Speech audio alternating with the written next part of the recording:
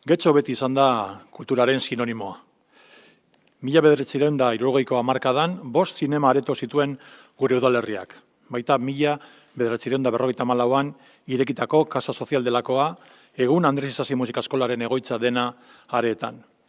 1980ko hamarkadan folk, jazz eta blues jaialdiek Getxoko musikarekin duen lotura bereziaren oinarri sendoa finkatu zuten.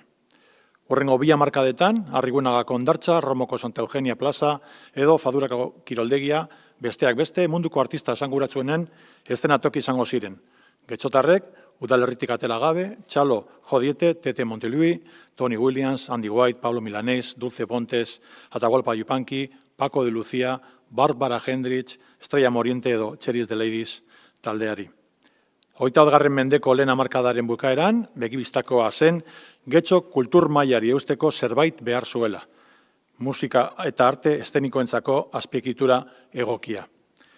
Behar izanez jabetuta, 20 urtean aitzindari izandako Getxo Antzokiak atea itxi zituen 2009an, berritu, haunditu eta hobetzeko lanari ekinez.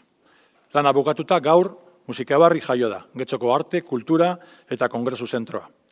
Getxo Antzokiaren lekukoa hartzera dator. Getxotarren kultur bizimoduaren epizentroa izateko asmoz. Musikabarri Getxoko kultur ekimen ugariren egoitza izango da. Pizkanaka-pizkanaga abiatuko du bere ohiko programazioa.